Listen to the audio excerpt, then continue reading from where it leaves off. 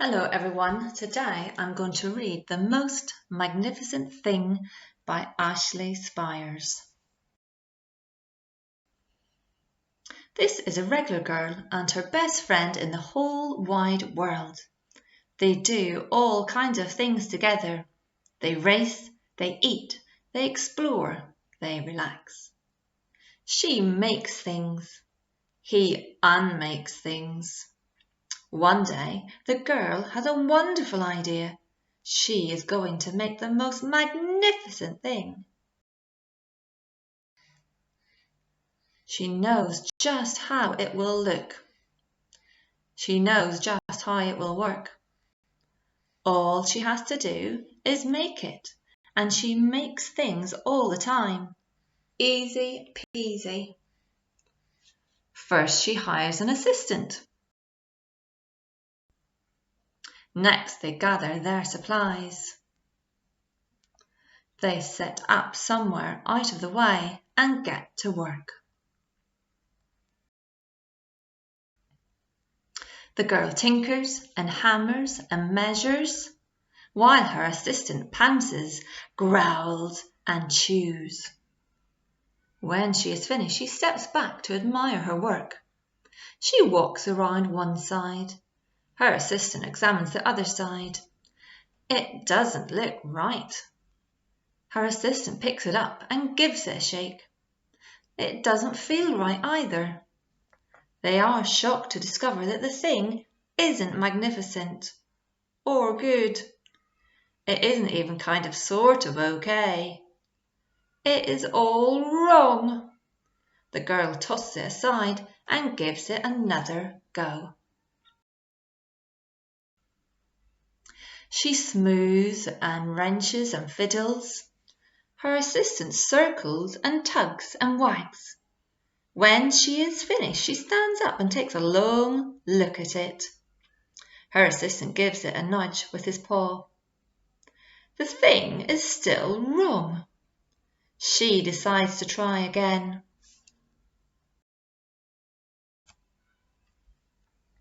The girl saws and glues and adjusts. She stands and examines and stares. She twists and tweaks and fastens. She fixes and straightens and studies.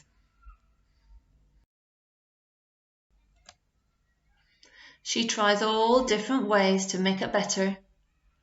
She makes it square. She makes it round. She gives it legs. She adds an antennae. She makes it fuzzy. She makes it long, short, rough, smooth, big, small. One even smells of stinky cheese, but none of them are magnificent.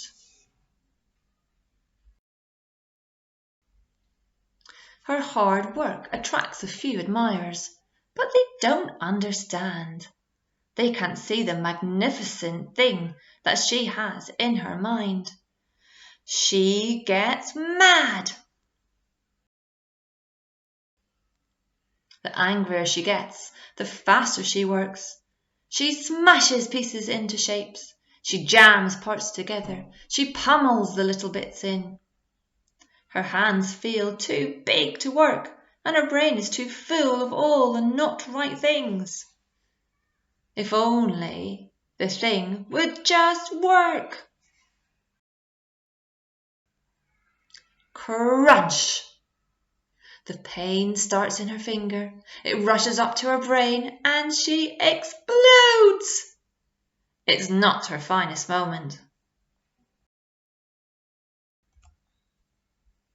I'm no good at this.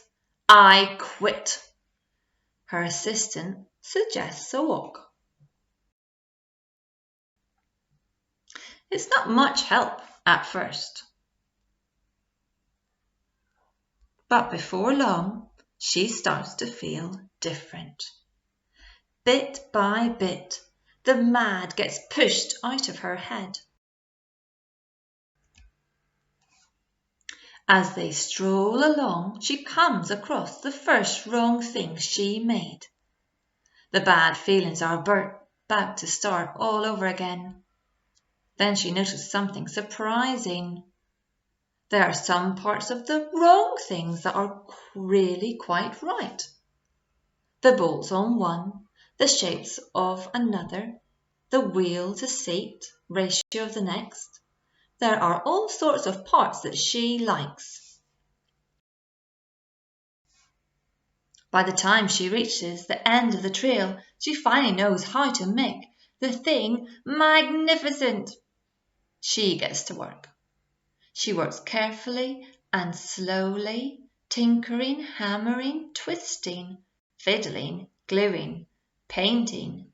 Her assistant makes sure there are no distractions. This is the perfect thing to ward off bears. This will stop that leak. This one's all wet. The afternoon fades into the evening. Finally, she finishes. She alerts her assistant. The pair take a good, long look. It leans a little to the left and is a bit heavier than expected. The colour could use a bit of work too, but it's just what she wanted.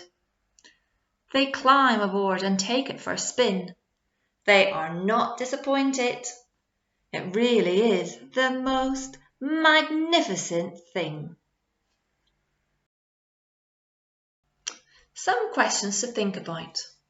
What is this story about? What is the girl's goal? How does she make it easier to achieve her goal? What happens when she finds her goal difficult to achieve? Think about the different parts in the story, the problems, and how she overcomes them. Pause the video now.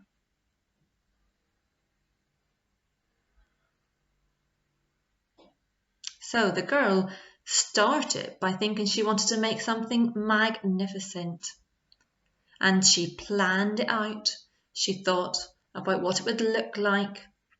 And then she started to make it, tinkering and putting things together. And after having a go, she decided it wasn't working, so she tried again and did different things to it. But then it got to a point where she didn't really know how to fix it. And then she accidentally hurt her finger, and it made her feel so angry. But her friend said about going for a walk. And sometimes actually when you're doing something and finding it challenging, maybe doing something different will help you think out what's happened so far, what's went well.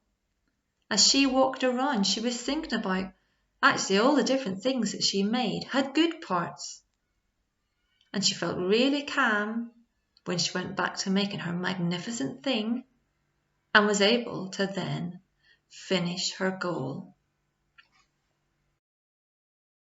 We're thinking about being resilient and keeping going when things are a little bit tricky, or when you can't do something the first time. So being resilient, we have to think about having connections, social connections, and interacting with our family and maybe our extended family and maybe our friends. We can sometimes set a goal and plan out that goal of how we're going to achieve it. Being resilient, it's important to have a timetable and think about the structure of your day, even when you're not in school. But it's also time to have exercise and things that you enjoy doing, because then you can go back to a challenge and maybe think about it in different ways.